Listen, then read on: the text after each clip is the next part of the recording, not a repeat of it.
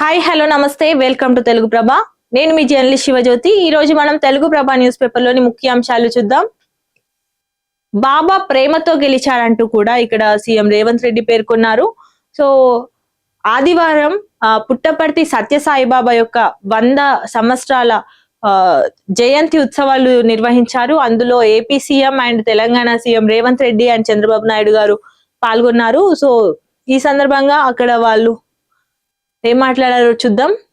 తన బోధనలతో ప్రపంచాన్ని ప్రభావితం చేశారంటూ మానవ సేవే మాధవ సేవ అనేది ఆచరణలో చూపించారంటూ కూడా సీఎం రేవంత్ రెడ్డి పేర్కొన్నారు. ఇప్పటికీ 140 దేశాల్లో బాబా ట్రస్ట్ సేవలు ఉన్నాయంటూ మరియు రాష్ట్రంలో సాయి సేవలు విస్తరిస్తామంటూ కూడా సీఎం రేవంత్ రెడ్డి పేర్కొన్నారు. అవతార పురుషుడు బాబా అంటూ కూడా ఏపీ సీఎం చంద్రబాబు నాయుడు తెలిపారు. సత్యసాయి బాబా మానవాళిలో దేవునిగా శాశ్వత స్థానం సంపాదించుకున్నారని తెలంగాణ సీఎం రేవంత్ రెడ్డి పేర్కొన్నారు. ఏపీలోని శ్రీ సత్యసాయి జిల్లాలోని పుట్టపర్తి హిల్ వ్యూ స్టేడియంలో సోమవారం నిర్వహించిన సత్యసాయి శత జయంతి ఉత్సవాల్లో ఆయన పాల్గొన్నారు. ఈ సందర్భంగా రేవంత్ రెడ్డి మాట్లాడుతూ సత్యసాయి మానవ సేవే మాధవ సేవ అని బోధించడమే కాకుండా దాన్ని ఆచరణలో పెట్టారు. విద్య, వైద్యం, తాగునీటి రంగాల్లో ప్రభుత్వాలు కూడా చేయలేని ఎన్నో సేవలను సత్యసాయి ట్రస్ట్ చేసింది అంటూ కూడా తను పేర్కొన్నారు.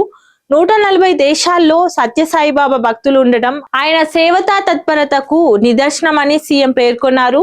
బాబా ప్రేమతో ప్రపంచాన్ని గెలిచారు. సేవల ద్వారా దేవుడిగా కోట్లాది మంది హృదయాల్లో నిలిచారంటూ కూడా తను తెలిపారు. సో ప్రేమతో ఏదైనా సాధ్యం అనేది ఆయన నిరూపించారని కూడా తను పేర్కొన్నారు. కేజీ నుంచి పీజీ వరకు పేద విద్యార్థులకు ఉచిత విద్య, లక్షలాది పేదలకు నాణ్యమైన వైద్యం, పాలమూరు సహా పలు వలస ప్రాంతాలకు తాగునీటి సదుపాయం అందించారంటూ కూడా తను పేర్కొన్నారు. బహుళపక్ష విధానమే బేష్ అంటూ ఇక్కడ G20 దేశాల పిలుపునిచ్చింది. ఐక్యత, సహకారం, మానవత అనే సందేశాన్ని ఇస్తున్న కృత్రిమ మీద దుర్వినియోగం చేయకుండా చర్యలు చేపట్టాలని మోదీ పేర్కొన్నారు. అమెరికాకు పొగపెట్టిన కెనడా చూద్దాం. అమెరికా బహిష్కరణ నేపథ్యంలో G20 కూటమి బహుళపక్ష విధానాలను అనుసరించాలని పిలుపునిచ్చింది. ద్వైపాక్షిక ఒప్పందాలు, టారిఫ్ల పేరుతో అమెరికా ఒత్తిడి తెస్తున్నది. ఐక్యరాజ్య సమితి, WTO వంటి బహుళపక్ష వేదికలను అమెరికా ధిక్కరిస్తున్నది. ఈ నేపథ్యంలో G20 బహుళపక్ష వాదాన్ని బలపరుస్తూ డిక్లరేషన్ విడుదల చేయడం విశేషం.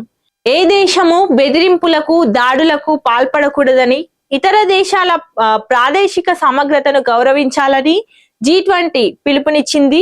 అమెరికా అభ్యంతరాలు చెబుతున్నప్పటికీ పట్టించుకోకుండా G20 వాతావరణ మార్పు ప్రమాదాన్ని డిక్లరేషన్ లో చేర్చింది.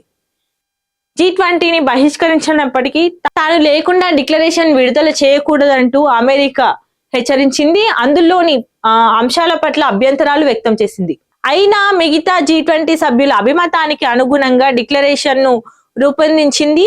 సో ఏకాభిప్రాయంతో డిక్లరేషన్ విడుదల చేయాలని సూత్రాన్ని G20 ఉల్లంఘించిందంటూ అమెరికా విమర్శించింది. సాధారణంగా సదస్సు చివరిలో డిక్లరేషన్ విడుదల చేస్తారు, కానీ ఈసారి సదస్సు ప్రారంభంలోనే విడుదల చేయడం గమనార్హం. పాస్ లేకుంటే నో ఎంట్రీ. అంతర్జాతీయ స్థాయిలో గ్లోబల్ సమ్మిట్ నిర్వహించనున్నారు. ప్రపంచవ్యాప్త ప్రతినిధులు కూడా ఈ గ్లోబల్ సమ్మిట్ లో హాజరు కానున్నారు. సో పోలీసులు కట్టుదిట్టమైన భద్రతా చర్యలు తీసుకోవాలంటూ, పార్కింగ్ ఇబ్బందులు రావద్దంటూ కూడా మీడియాకు ఏర్పాట్లు చేయాలంటూ ముఖ్యమంత్రి రేవంత్ రెడ్డి అధికారులకు ఆదేశాలు ఇచ్చారు. టీమ్స్ నిర్మాణంలో సర్కార్ విఫలమైందంటూ డేట్లు, డెడ్ లైన్లు మార్చడం తప్ప ఏం చేశారంటూ సీఎం రేవంత్ రెడ్డిని బీఆర్ఎస్ ఎమ్మెల్యే హరీష్ రావు ప్రశ్నించారు. మహేష్ కుమార్ గౌడ్ దాతృత్వం. రహత్ నగర్ గ్రామాభివృద్ధికి 11 ఎకరాల విరాళం అందించారు. స్కూల్ కు 10, సబ్ స్టేషన్ కు 1 ఎకరా కేటాయించినట్టు కూడా తెలుస్తుంది. గ్రామాభివృద్ధి తన లక్ష్యం అంటూ, తన బాధ్యత అంటూ కూడా టీపీసీసీ చీఫ్ మహేష్ కుమార్ గౌడ్ పేర్కొన్నారు. సార్ కొంచెం టైం ఇవ్వండి అంటూ కూడా పార్టీ ఫిరాయింపుల విషయంలో స్పీకర్ గడ్డం ప్రసాద్ కుమార్ కు దానం నాగేందర్ లేఖ రాశారు. పంచాయతీ ఎన్నికల తర్వాత రాజీనామా చేసే ఆలోచనలో ఉన్నట్టు కూడా తెలుస్తుంది. నేడో రేపో పంచాయతీ ఎన్నికల షెడ్యూల్ విడుదల కానున్నట్టు తెలుస్తుంది. లాటరీ ద్వారా మహిళా రిజర్వేషన్లు ఖరారు కానున్నాయి. సర్పంచ్ అభ్యర్థి ఖర్చు 1.50 లక్షలకు పరిమితం చేసినట్టు తెలుస్తుంది. వార్డు మెంబర్లు అయితే 50,000 నుంచి 30,000 వరకు. సో అభ్యర్థుల ఖర్చుపై క్లారిటీ ఇచ్చిన రాష్ట్ర ఎన్నికల సంఘం. సదరన్ రైజింగ్ సమ్మిట్ కు కేటీఆర్ అటెండ్ కానున్నట్టు తెలుస్తుంది. రేపు చెన్నైలో ఈ సమావేశం నిర్వహించనున్నారు. వాట్సాప్ గ్రూప్స్ హ్యాక్, మంత్రులతో పాటు ప్రజల అకౌంట్ లో కూడా హ్యాక్ అవుతున్నట్టు తెలుస్తుంది. సో రాష్ట్రంలో వాట్సాప్ గ్రూప్స్ హ్యాకింగ్ ఇప్పుడు కలకలం రేపుతుంది. ఎస్బీఐ ఆధార్ అప్డేట్ పేరుతో మెసేజ్లు వస్తున్నాయి. సో ఏపీకే ఫైల్స్ నేరగాలు పంపిస్తున్నారు, వాటిని ఓపెన్ చేయొద్దు, ఎలాంటి లింక్స్ వచ్చినా ఓపెన్ చేయొద్దు అంటూ కూడా పోలీసులు సూచిస్తున్నారు. చూద్దాం. రాష్ట్రంలో వాట్సాప్ గ్రూప్స్ హ్యాకింగ్ కలకలం రేపుతుంది.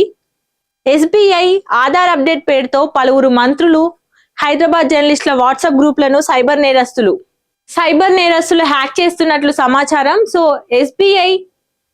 ఎస్బీఐ ఆధార్ అప్డేట్ పేరుతో హ్యాకర్లు ఏపీకే ఫైల్స్ ను పంపి వాటిని ఓపెన్ చేసిన వెంటనే ఫోన్ ను తమ నియంత్రణలోకి తీసుకుంటున్నారు. పలువురు మీడియా సంబంధిత గ్రూప్లు, మంత్రుల అధికారిక గ్రూప్లు, CMO group, deputy CM group కూడా హ్యాకర్ల నియంత్రణలోకి వెళ్ళినట్లు సమాచారం.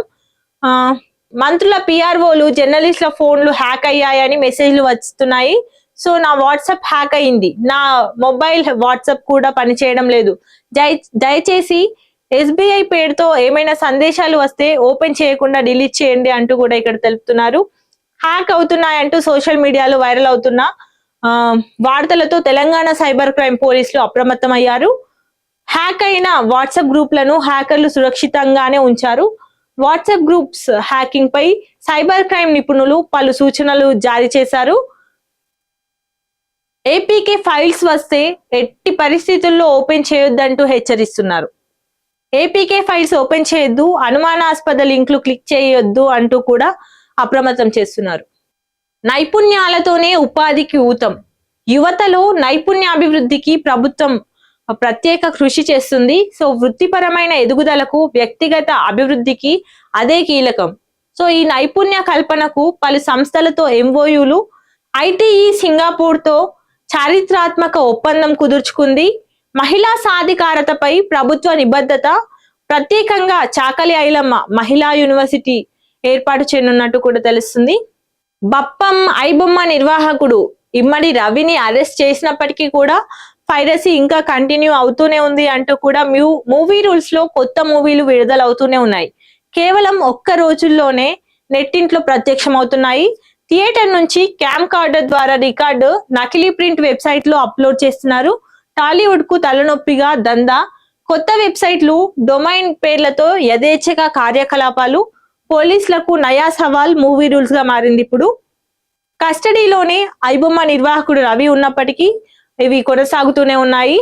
నూతన సిజేఐగా ఈ రోజు జస్టిస్ సూర్యకాంత్ ప్రమాణ స్వీకారం చేయనున్నారు. 2027 ఫిబ్రవరి 9 వరకు బాధ్యతలు చేపట్టనున్నారు. తొలి హర్యానా వాసిగా తను రికార్డులో నిలిచారు. పలు కీలక తీర్పుల్లో తను భాగస్వాములుగా అయ్యారు. చండీగఢ్ పై గట్టి పట్టుకు బిల్లు, కేంద్రంపై బగ్గుమన్న పంజాబ్ రాజకీయాల్లో ఇప్పుడు అలజడి నెలకొంది. కేంద్ర పాలిత ప్రాంతంగా మార్చే 131వ రాజ్యాంగ సవరణ బిల్లు, పంజాబ్ అస్తిత్వంపై దాడి జరుగుతుంది అంటూ కూడా సీఎం భగవంత్ మాన్ తెలిపారు. ప్రతిపాదన మాత్రమే, నిర్ణయం జరగలేదని కేంద్రం సూచించింది. సో ఇవ్వండి ఈరోజు తెలుగు ప్రభ న్యూస్ పేపర్ లోని ముఖ్యాంశాలు. మరిన్ని అప్డేట్స్ కోసం చూస్తూనే ఉండండి తెలుగు ప్రభ.